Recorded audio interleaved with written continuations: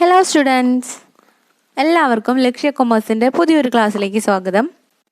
ഇന്ന് നമ്മൾ ബികോമിലെ കോർപ്പറേറ്റിംഗ് അക്കൗണ്ടിങ്ങിലെ തേർഡ് പാർട്ടായിട്ടാണ് വന്നിട്ടുള്ളത്. അപ്പോൾ ഇതിൽ പറയുന്ന റിഡംഷൻ ബൈ കൺവേർഷനും then redemption by purchasing on debentures from open മാർക്കറ്റും. അപ്പോൾ ഇത്രയാണ് നമുക്കിനി ഡിസ്കസ് ചെയ്യാനായിട്ടുള്ളൂ ഈ ചാപ്റ്ററിൽ. രണ്ട് മെത്തേഡ്സും കൂടി ബാക്കിയൊക്കെ നമ്മൾ ചെയ്തിട്ടുണ്ട്. അപ്പോൾ അതിൻ്റെ ലിങ്കൊക്കെ ഞാൻ ഡിസ്ക്രിപ്ഷനിൽ പ്രൊവൈഡ് ചെയ്യാം. ഒപ്പം തന്നെ പ്ലേലിസ്റ്റിലും നിങ്ങൾക്ക് സെലക്ട് ചെയ്ത് കാണാവുന്നതാണ്. ഓക്കെ, അപ്പോൾ നമ്മൾ റിഡംഷൻ ചെയ്യാനായിട്ട് ഡിബഞ്ചർ റിഡംഷൻ ചെയ്യാനായിട്ട് 4 മെത്തേഡ് പഠിച്ചിട്ടുണ്ടായിരുന്നു, 4 സോഴ്സും പഠിച്ചിട്ടുണ്ടായിരുന്നു. 4 മെത്തേഡ് എന്ന് പറയുന്നത് ഏതൊക്കെയായിരുന്നു? Instalment method, lump sum payment, then redemption by conversion and redemption by purchasing on debentures from open market. അപ്പോൾ അതിൽ ബാക്കി നിൽക്കുന്ന 2 മെത്തേഡാണ് നമ്മളിന്ന് ഡിസ്കസ് ചെയ്യാനായിട്ട് പോകുന്നത്. Redemption by conversion and redemption by purchase from open market. അപ്പോൾ അതിൽ ഒന്നാമത്തെ റിഡംഷൻ ബൈ കൺവേർഷൻ നമുക്ക് നോക്കാം. ഇതിലെങ്ങനെയാണെന്ന് വെച്ച് കഴിഞ്ഞാൽ ആ കമ്പനി ഇഷ്യൂ ചെയ്തിട്ടുള്ള കൺവേർട്ടബിൾ ഡിബഞ്ചേഴ്സിനെ ഒരു സർട്ടൈൻ പീരീഡിന് ശേഷം കമ്പനി വേറെ ഡിബഞ്ചേഴ്സിലേക്കോ അല്ലെങ്കിൽ ഇക്വിറ്റി ഷെയറിലേക്കോ കൺവേർട്ട് ചെയ്യുന്ന പ്രോസസ്സിനെയാണ് നമ്മൾ റിഡംഷൻ ബൈ കൺവേർഷൻ എന്ന് പറയുന്നു. സോ നമ്മളുടെ ഓൾഡ് ഡിബഞ്ചേഴ്സ് റിഡീം ചെയ്ത് പകരം നമ്മൾ എന്ത് പ്രൊവൈഡ് ചെയ്യാണ്? പുതിയ ഡിബഞ്ചർ, പുതിയ ഇൻട്രസ്റ്റ് റേറ്റുള്ള ഡിബഞ്ചർ ആയിരിക്കാം, അല്ലെങ്കിൽ പുതിയ ഇക്വിറ്റി ഷെയറോ പ്രിഫറൻസ് ഷെയറോ നമ്മളത് എക്സ്ചേഞ്ച് ചെയ്യുന്നു. അപ്പോൾ ഇതിനെയാണ് റിഡംഷൻ ബൈ കൺവേർഷൻ എന്ന് പറയുന്നത്. അപ്പോൾ ഇതിൽ കമ്പനിക്ക് എന്തെങ്കിലും ഒരു റിഡംഷൻ റിസർവ് ക്രിയേറ്റ് ചെയ്യേണ്ടതായിട്ട് ആവശ്യമില്ല. കാരണം കമ്പനിക്ക് ക്യാഷ് കൊടുക്കേണ്ട ആവശ്യമില്ല. റിഡംഷൻ ചെയ്യുമ്പോൾ കമ്പനിക്ക് എന്ത് കൊടുത്താൽ മതി?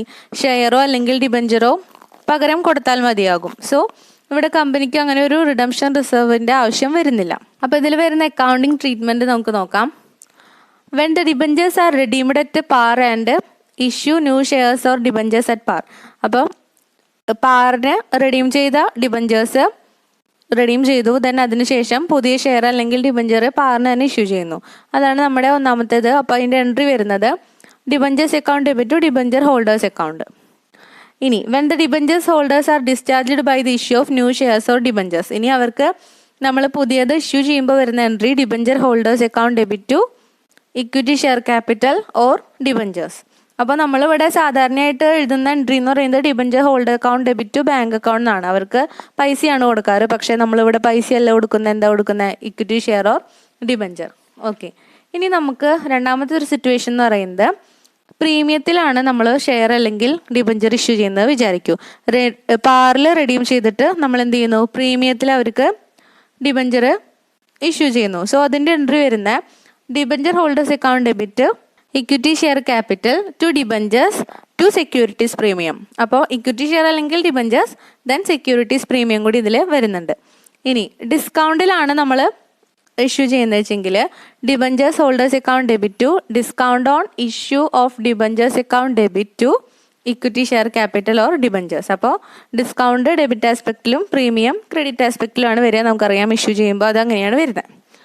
ഓക്കെ, അപ്പോൾ ഇനി നമുക്ക് ഇതിൻ്റെ ഒരു പ്രോബ്ലം നോക്കാം.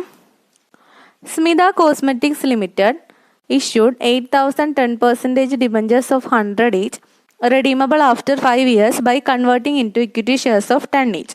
Record the journal entries for the issue of and redemption of debentures. So 8,010% debentures Smitha limited issue ചെയ്തു, 100 രൂപ വെച്ചിട്ടുള്ളത്. 5 വർഷത്തിന് ശേഷം അത് ഇക്വിറ്റി ഷെയറായി കൺവേർട്ട് ചെയ്തിട്ട് റിഡീം ചെയ്തു. ഇക്വിറ്റി ഷെയറിൻ്റെ വില എന്ന് പറയുന്നത് 10 ആണ്. ഓക്കെ, അപ്പോൾ നമുക്കിവിടെ ജേർണൽ എൻട്രീസ് എഴുതാം. ആദ്യം ഇഷ്യൂ ചെയ്ത ജേർണൽ എൻട്രി എഴുതാം. Bank account debit to 10% debentures account. നമ്മൾ 8,000 രൂപയുടെ 8,000 രൂപ ഇൻറ്റു 100. സോ എത്ര കിട്ടി നമുക്ക്? 8 lakh കിട്ടി. ഓക്കെ, ഇനി അതിനെ എന്ത് ചെയ്യണം? റിഡംഷൻ്റെ സമയമായി. അപ്പോൾ നമ്മളത് ഡ്യൂ എൻട്രി കാണിക്കണം. അപ്പോൾ 10% debentures account debit to debenture holders account 8 ലക്ഷം രൂപ ഡ്യൂ ആയിട്ടുണ്ട്. ഇനി നമുക്ക് എന്താണ്? റിഡംഷൻ ചെയ്യുന്നത് ഇക്വിറ്റി ഷെയർ ഇഷ്യൂ ചെയ്തിട്ടാണ്. So debenture holders account debit equity share capital. എത്ര ഇക്വിറ്റി ഷെയർസ് ആണ് ഇഷ്യൂ ചെയ്യുന്നത്? 10 രൂപയുടെ ഇക്വിറ്റി ഷെയർസ് ആണെന്ന് പറഞ്ഞിട്ടുള്ളത്. സോ 8 ലക്ഷം ആവാൻ വേണ്ടിയിട്ട് നമുക്ക് എത്ര ഇഷ്യൂ ചെയ്യേണ്ടി വരും? 80,000 ഷെയർസ് ഇഷ്യൂ ചെയ്താലാണ് 8 ലക്ഷം ആവുക. 10 രൂപ വെച്ചിട്ടാണെന്ന് പറഞ്ഞിട്ടുണ്ടല്ലോ. ഓക്കെ, അപ്പോൾ ഇത്രയാണ് ജേർണൽ എൻട്രീസ് വരുന്നത്. ഇത് വളരെ സിമ്പിളായിട്ടുള്ള ഒരു പോർഷനാണ്. കാരണം കൺവേർട്ട് ചെയ്തിട്ട് പകരം എന്ത് കൊടുത്താൽ മതി, ഡിബഞ്ചേഴ്സ് അല്ലെങ്കിൽ റിസർവ് ഒന്നും നമ്മൾ ക്രിയേറ്റ് ചെയ്യേണ്ടതായിട്ട് ആവശ്യമില്ല. അപ്പോൾ അതിൻ്റെ എൻട്രീസ് ഒന്നും എഴുതണ്ട. ഓക്കെ, ഇനി ഇതിൽ പ്രീമിയം ഓർ ഡിസ്കൗണ്ട് വരുമ്പോൾ ഒന്ന് അഡ്ജസ്റ്റ് ചെയ്ത് എഴുതണമെന്ന് മാത്രം. പ്രീമിയം വരുമ്പോൾ അത് ആഡ് ചെയ്തിട്ട് എഴുതണമെന്ന് മാത്രമേ ഉള്ളൂ. അപ്പോൾ ഇത്രയാണ് ഈ മെത്തേഡിൽ പറയുന്നത്. ഇനി നമുക്ക് അടുത്ത മെത്തേഡ് നോക്കാം. അതായത് final method, purchase of debentures in open market. ഇങ്ങനെ പർച്ചേസ് ചെയ്യാനായിട്ട് ആ കമ്പനിയുടെ ആർട്ടിക്കിൾസിൽ ഇത് പ്രത്യേകം ഓതറൈസ്ഡ് ചെയ്തിട്ടുണ്ടെങ്കിൽ മാത്രമാണ് ഒരു കമ്പനിക്ക് സ്വന്തം ഡിബഞ്ചേഴ്സ് ഓപ്പൺ മാർക്കറ്റിൽ നിന്ന് പർച്ചേസ് ചെയ്യാനായിട്ട് സാധിക്കുള്ളൂ. ഓക്കെ, അപ്പോൾ ഒരു കമ്പനിക്ക് നോർമലി അഡീഷണൽ പ്രോഫിറ്റ് ഒക്കെ വരുന്ന സമയത്ത് ഇങ്ങനെ ചെയ്യാം. പ്രധാനമായിട്ടും ഒരു കമ്പനി 2 ഒബ്ജക്റ്റീവ്സിൽ വെച്ചിട്ടാണ് ഇത് പർച്ചേസ് ചെയ്യുന്നത്. ഒന്നാമത്തെ ഒബ്ജക്റ്റീവ് എന്ന് പറയുന്നത് four immediate cancellation or redemption. Then രണ്ടാമത്തെ പറയുന്നത് ഫോർ ഇൻവെസ്റ്റ്മെൻറ്റ്. അപ്പോൾ ഒന്നാമത്തെ അവരുടെ മോട്ടീവ് എന്ന് പറയുന്നത് ഇമ്മീഡിയറ്റ് ക്യാൻസലേഷൻ ആണ്. അതായത് ഫുള്ള് ഡിബഞ്ചേഴ്സിനെ ക്യാൻസൽ ചെയ്ത് കളയാൻ വേണ്ടിയിട്ടാണ് ഇതിൽ ഡിബഞ്ചേഴ്സ് പർച്ചേസ് ചെയ്യുന്നത്. സോ ഇതിൽ എങ്ങനെയാണ് എൻട്രീസ് വരുന്നത് നോക്കാം. അപ്പോൾ ആദ്യത്തെ entry, on purchase of debentures for immediate cancellation, debentures account debit to bank account. If the debentures are purchased at lesser price there will be a profit. ഇപ്പോൾ നമ്മൾ debenture purchase ചെയ്യുന്നത് lesser പ്രൈസിലാണെങ്കിൽ നമുക്ക് profit ആണല്ലേ. അപ്പോൾ എങ്ങനെ എഴുതാം, debentures account debit to bank account to profit on redemption on debentures. ഇനി അഥവാ ഡിബഞ്ചേഴ്സ് പർച്ചേസ് ചെയ്യുന്നത് ഹയർ പ്രൈസിലാണ്, മാർക്കറ്റ് പ്രൈസിനേക്കാളും ഹയർ പ്രൈസിലാണെങ്കിൽ നമുക്ക് ലോസ് ആണ്. So debentures account debit to loss on redemption on debentures account debit to bank account. അപ്പോൾ രണ്ടും ഡെബിറ്റ് ആസ്പെക്റ്റിൽ, ബാങ്ക് മാത്രം ക്രെഡിറ്റ് ആസ്പെക്റ്റിൽ. ഓക്കെ, അപ്പോൾ എന്നിട്ട് നമുക്ക് ഈ പ്രോഫിറ്റിനെ അല്ലെങ്കിൽ ലോസിനോ നമ്മൾ ട്രാൻസ്ഫർ ചെയ്യണം. സോ അതിൻ്റെ എൻട്രി നോക്കാം. If there is profit on redemption of debentures account debit to capital reserve. Profit ആണെങ്കിൽ ക്യാപിറ്റൽ റിസർവിലേക്ക് ട്രാൻസ്ഫർ ചെയ്തു. ഇനി if there is loss, capital reserve account debit to loss on debenture of redemption account. അപ്പോൾ capital റിസർവിന് നമ്മൾ എന്ത് ചെയ്തു, debit ചെയ്തു. ലോസ് ആകുമ്പോൾ നമ്മളുടെ കയ്യിൽ നിന്ന് എമൗണ്ട് പോയി. ഓക്കെ, അപ്പോൾ നമുക്കൊരു പ്രോബ്ലം നോക്കാം. KTP Limited purchased for cancellation its own 1,12% debentures of 200 each at 180. Past necessary journal entries. അപ്പോൾ പർച്ചേസ് ചെയ്തിട്ടുള്ളത് 1 lakh ഡിബഞ്ചേഴ്സ് ആണ്. അത് 200 രൂപയാണ്. പക്ഷേ പർച്ചേസ് ചെയ്തത് എത്രയാണ്, 180 രൂപയ്ക്കാണ്. അപ്പോൾ ഇവിടെ എന്താ, പ്രോഫിറ്റ് ആണ് അല്ലേ. സോ അതിൻ്റെ എൻട്രീസ് നമുക്ക് നോക്കാം. ആദ്യം പർച്ചേസ് ചെയ്യുന്ന entry, 12% debentures account debit bank account profit on redemption of debentures. അപ്പോൾ മൊത്തം നമുക്ക് കിട്ടിയ എമൗണ്ട് എന്ന് പറയുന്നത് എത്രയാണ്, 200 ഈച്ചാണ്, 1 lakh. സോ നമുക്ക് 2 crore ആണ് മൊത്തം എമൗണ്ട് വരുന്നത്. അതിൽ 1 crore 80 lakh rupees ആണ് നമുക്ക് ആക്ച്വലി ചിലവ് വന്നിട്ടുള്ളൂ. ബാക്കി എന്താണ്, പ്രോഫിറ്റ് ആണ് നമ്മുടെ. അതായത് 20 lakh എന്താണ്, നമ്മളുടെ പ്രോഫിറ്റ് ആണ്. അപ്പോൾ നമുക്ക് ഈ കിട്ടിയ പ്രോഫിറ്റിന് എന്ത് ചെയ്യണം, ക്യാപിറ്റൽ റിസർവിലേക്ക് ട്രാൻസ്ഫർ ചെയ്യണം. So profit on redemption of debentures account debit to capital reserve 20 lakh. Clear അല്ലേ? ഇനി നമുക്ക് അടുത്ത ഇതിൽ തന്നെ പറഞ്ഞിട്ടുള്ള അടുത്തൊരു ഒബ്ജക്റ്റീവാണ് purchase of debentures as investment. ഇപ്പോൾ കമ്പനിക്ക് സ്വന്തം ഡിബഞ്ചേഴ്സ് ക്യാൻസൽ ചെയ്യാനുള്ള ഇൻറ്റൻഷൻ ഒന്നുമില്ല. പക്ഷേ അവരത് എന്ത് ചെയ്യുന്നു, സ്വന്തം ഡിബഞ്ചേഴ്സ് പർച്ചേസ് ചെയ്യുന്നു. ഒരു ഇൻവെസ്റ്റ്മെൻ്റ് ആയിട്ട് തന്നെ അവർ പർച്ചേസ് ചെയ്യുന്നു. സോ ഓൺ ഡിബഞ്ചേഴ്സ് അവർ പർച്ചേസ് ചെയ്യുകയാണ്. സോ ഇത് നമ്മളുടെ ബാലൻസ് ഷീറ്റിൽ അസറ്റ് സൈഡിലാണ് കാണിക്കുക. സാധാരണ ഒരു കമ്പനിയിലെ ഇൻവെസ്റ്റ്മെൻറ്റ് നമ്മൾ അസറ്റ് സൈഡിൽ കാണിക്കുമല്ലോ, അതുപോലെ തന്നെ ഈ ഇൻവെസ്റ്റ്മെൻറ്റും അവിടെ കാണിച്ചിട്ടുണ്ടായിരിക്കും. ഇനി ഇത് ഏതെങ്കിലും ഒരു സിറ്റുവേഷൻ വരികയാണെങ്കിൽ അവർക്ക് എന്ത് ചെയ്യാം, ഈ ഇൻവെസ്റ്റ്മെൻറ്റ് സെയിൽ ചെയ്യുകയും ചെയ്യാം. അപ്പോൾ നമുക്കിതിൻ്റെ എൻട്രീസ് നോക്കാം. When on debentures are purchased for investment പർപ്പസിന് വേണ്ടി പർച്ചേസ് ചെയ്യുമ്പോൾ എൻട്രി വരുന്നത് investment is on debenture account debit to bank account. ഇനി ഇൻവെസ്റ്റ്മെൻറ്റിന് എന്താണ് ഏതെങ്കിലും ഒരു സിറ്റുവേഷനിൽ നമുക്ക് സെയിൽ ചെയ്യേണ്ടി വന്നാലുള്ള എൻട്രി നോക്കാം. സോ ഇത് പാർ വാല്യൂവിൽ സെയിൽ ചെയ്യുമ്പോൾ, അതായത് ബുക്ക് വാല്യൂവിൽ സെയിൽ ചെയ്യുമ്പോൾ വരുന്ന bank account debit to investment on debentures when it is sale for less than book വാല്യൂവിനേക്കാളും കുറവിലാണ് വിൽക്കുന്നതെങ്കിൽ bank account debit to loss on sale of investment account debit to investment on debentures. ഇനി ഇതിൻ്റെ sale വരുന്ന book വാല്യൂവിനേക്കാളും കൂടുതൽ പ്രൈസിലാണെങ്കിൽ നമുക്ക് profit ആണ് അല്ലേ. So bank account debit to investment in on debentures account to profit on sale of investment. അപ്പോൾ നമുക്കൊരു problem നോക്കാം. Rupa electricals limited has an outstanding balance of 8,12% debentures of 100 each and also has a sufficient funds in debenture redemption reserve. The board of directors decided to purchase 2 lakh debentures at a price of 96 for the investment purpose. After few months, it was sold for 99 in the market. Pass necessary journal entries to record the about transaction. അപ്പോൾ ഇതിൽ നമ്മൾ ഇവർക്ക് outstanding balance ഉണ്ട് 8 ലാക്കിൻ്റെ, അതൊന്നും നോക്കേണ്ട ആവശ്യമില്ല. നമ്മൾ എന്താണ് നോക്കേണ്ടത്? പർച്ചേസ് ചെയ്തിട്ടുള്ള ഡിബഞ്ചേഴ്സ് എത്രയാണ്, ദെൻ അത് വിറ്റ പ്രൈസ് എത്രയാണ്, അതിൻ്റെ എൻട്രീസ് മാത്രമാണ് ഇതിലേക്ക് വരണ്ടോ. അപ്പം നിങ്ങളുടെ ഇൻഫർമേഷൻസ് കൂടുതൽ കൊടുത്തിരിക്കാം. ഏത് പ്രോബ്ലത്തിലാണെങ്കിലും ഏത് സബ്ജക്റ്റിലാണെങ്കിലും കൂടുതൽ ഇൻഫർമേഷൻസ് കൊടുത്താലും നമുക്ക് അതിന് ആവശ്യമുള്ള ഇൻഫർമേഷൻ മാത്രം എടുത്തിട്ടാണ് എന്ത് ചെയ്യേണ്ടോ പ്രോബ്ലം ചെയ്യേണ്ടതായിട്ട് ഉള്ളൂ. ഓക്കെ, നമുക്കപ്പോൾ പ്രോബ്ലം ചെയ്യാം. അതിലൊന്നാമത്തെ എൻട്രി വരുന്നത് പർച്ചേസ് ചെയ്യുന്ന എൻട്രിയാണ്.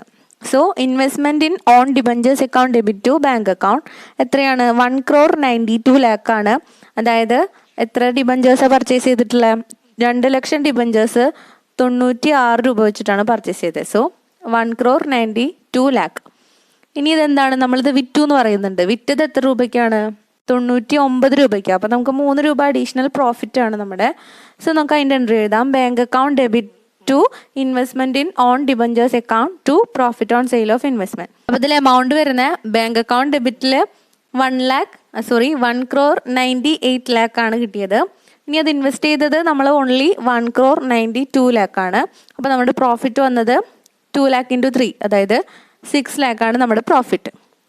ഓക്കെ, ഈ പ്രോഫിറ്റ് നമ്മൾ പ്രോഫിറ്റ് ആൻഡ് ലോസ് അക്കൗണ്ടിലേക്കാണ് ട്രാൻസ്ഫർ ചെയ്യേണ്ടത്. അത് എല്ലാവർക്കും അറിയുന്ന എൻട്രിയാണ്. അതാണ് ഞാൻ നേരത്തെ അത് ഇതിൻ്റെ എൻട്രീസ് പറയുന്ന നേരത്തെ അത് സ്പെസിഫൈ ചെയ്യാഞ്ഞത്. സോ പ്രോഫിറ്റ് ആണെങ്കിലും ലോസ് ആണെങ്കിലും നമ്മൾ ട്രാൻസ്ഫർ ചെയ്യണം. എവിടേക്ക്? പ്രോഫിറ്റ് ആൻഡ് ലോസ് അക്കൗണ്ടിലേക്ക്. So profit on sale of investment account debit to profit and loss account. That profit on sale of investment transfer to profit and loss account. അത് 6 lakh ആണ്. Okay, അപ്പോൾ ഇത്രയാണ് നമ്മളുടെ problem. ഇനി ഇതിൽ കുറച്ച് portions വരുന്നുണ്ട്. അപ്പോൾ നമ്മുടെ 2 മെത്തേഡ്സ് കഴിഞ്ഞു. ഇനി ഒരു come interest and ex interest എന്ന് പറഞ്ഞിട്ടുള്ള പോർഷൻസ് വരുന്നുണ്ട്. അപ്പോൾ അതും കൂടി നമുക്ക് നോക്കാം. അപ്പോൾ ഇവിടെ വരുന്ന come interest and ex interest എന്നുള്ള കൺസെപ്റ്റ് റിലേറ്റ് ചെയ്തിട്ട് വരുന്നത് ഓപ്പൺ മാർക്കറ്റ് പർച്ചേസ് എന്ന് പറഞ്ഞിട്ടുള്ള ആ ഒരു മെത്തേഡിനോട് കൂടിയിട്ടാണ്. സോ ഇപ്പോൾ ഇവിടെ വരുന്ന കൺസെപ്റ്റ് എന്താണെന്ന് വെച്ച് കഴിഞ്ഞാൽ, ഇപ്പോൾ ഒരു കമ്പനി ഇൻട്രസ്റ്റ് സാധാരണയായിട്ട് പേ ചെയ്യാം.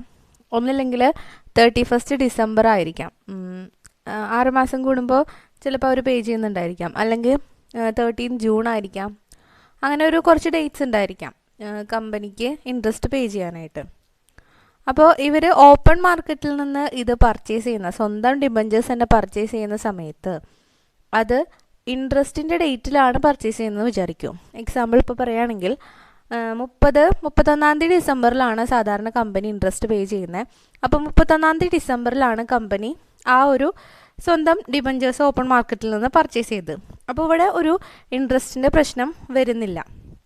ഓക്കെ, പക്ഷേ ഇപ്പോൾ കമ്പനി ഡിസംബറിന് മുൻപ് പർച്ചേസ് ചെയ്യാണ്. ഇപ്പോൾ ഒരു ആഗസ്റ്റിലൊക്കെ ആയിട്ട് ഓപ്പൺ മാർക്കറ്റിൽ നിന്ന് സ്വന്തം ഡിബഞ്ചർ പർച്ചേസ് ചെയ്യാമെന്ന് വിചാരിക്കും. അപ്പോൾ ആഗസ്റ്റ് കഴിഞ്ഞ് September, October, November, December interest പേ ചെയ്യാനുണ്ട്.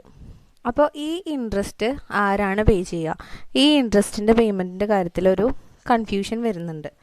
അപ്പോൾ ഇവിടെ നമുക്ക് അതിനോടനുബന്ധിച്ച് വരുന്ന 2 കൺസെപ്റ്റാണ് cum interest quotation and ex interest quotation. അപ്പോൾ ആദ്യം കം ഇൻട്രസ്റ്റ് എന്താ നോക്കാം. കം ഇൻട്രസ്റ്റ് എന്ന് പറഞ്ഞു കഴിഞ്ഞാൽ കം എന്നുള്ള വേർഡിൻ്റെ അർത്ഥം വരുന്ന ഇൻക്ലൂസീവാണ്, അല്ലെങ്കിൽ വിത്ത് എന്നുള്ള അർത്ഥമാണ് വരുന്നത്. അതായത് നമ്മൾ പേ ചെയ്യുന്ന ഡിബഞ്ചറിൻ്റെ, ഇപ്പോൾ നമ്മൾ പർച്ചേസ് ചെയ്യുമ്പോൾ ഡിബഞ്ചറിൻ്റെ എമൗണ്ട് നമ്മൾ പേ ചെയ്യുമല്ലോ, അതിൻ്റെ ഒപ്പം ആ ഇൻട്രസ്റ്റും എന്താണ്? ഇൻക്ലൂസീവ് ആയിരിക്കും, ഇൻക്ലൂഡഡ് ആണെന്നാണ് ഈ മെത്തേഡിൽ പറയുന്നത്. സോ നമ്മളപ്പോൾ എക്സ്ട്രാ ഈ ബാക്കി നിൽക്കുന്ന ആ 4 മാസത്തെ, അല്ലെങ്കിൽ എത്രയാണോ ബാക്കി നിൽക്കുന്ന ആ ഒരു ഇൻട്രസ്റ്റ് എമൗണ്ട് ഈ പർച്ചേസ് പ്രൈസിൽ ആഡ് ചെയ്തിട്ടുണ്ടെന്നാണ് കം ഇൻട്രസ്റ്റ് പറയുന്നത്. അപ്പോൾ കം ഇൻട്രസ്റ്റിലാണെങ്കിൽ പിന്നെ നമ്മൾ എന്താണ് സെപ്പറേറ്റ് എന്ത് പേ ചെയ്യേണ്ട ആവശ്യമില്ല, ഇൻട്രസ്റ്റ് പേ ചെയ്യേണ്ട ആവശ്യമില്ല. പക്ഷേ ഇനി എക്സ് ഇൻട്രസ്റ്റ് ആണെങ്കിൽ ഇവിടെ വരുന്നത് അത് എക്സ്ക്ലൂസീവ് ആണെന്ന് വെച്ചാൽ അത് എക്സ്ക്ലൂഡഡ് ആണ്. ഇൻട്രസ്റ്റിൻ്റെ എമൗണ്ട് പർച്ചേസ് പ്രൈസിൽ ആഡ് ചെയ്തിട്ടുണ്ടാവില്ല. അപ്പോൾ ഇവിടെ നമ്മൾ പേ ചെയ്യുന്നത് ഡിബഞ്ചറിൻ്റെ ഫേസ് വാല്യൂ മാത്രമായിരിക്കും. ദെൻ ഇൻട്രസ്റ്റ് നമ്മൾ എന്ത് ചെയ്യണം? സെപ്പറേറ്റ് പേ ചെയ്യേണ്ടതായിട്ട് വരും. സോ ഇതാണ് come interest and ex interest എന്നുള്ള കൺസെപ്റ്റിൽ പറയുന്നത്. അപ്പോൾ ഇത്രയാണ് നമുക്ക് റിഡംഷൻ ഓഫ് ഡിബഞ്ചേഴ്സിൽ പറയാനായിട്ടുള്ളത്. അപ്പോൾ അഡീഷണൽ ആയിട്ട് ഏതെങ്കിലും പ്രോബ്ലം ചെയ്യണമെങ്കിലോ അല്ലെങ്കിൽ ചെയ്ത പ്രോബ്ലത്തിൽ എന്തെങ്കിലും ഡൗട്ട്സ് ഉണ്ടെങ്കിലൊക്കെ നിങ്ങൾക്ക് കമൻറ്റ് ചെയ്യാം. അപ്പോൾ ഇന്നത്തെ ക്ലാസ്സൊക്കെ ഇഷ്ടപ്പെട്ട് കഴിഞ്ഞാൽ ലൈക്ക് ചെയ്യുക, കമൻറ്റ് ചെയ്യുക, കൂട്ടുകാർക്കൊക്കെ ഷെയർ ചെയ്യാം. പിന്നെ ചാനൽ ആദ്യമായിട്ടാണ് കാണിച്ചെങ്കിൽ സബ്സ്ക്രൈബ് ചെയ്യുക. ഓക്കെ, അപ്പം നമുക്ക് പിന്നെ പുതിയൊരു വീഡിയോ ആയിട്ട് വീണ്ടും കാണാം. താങ്ക്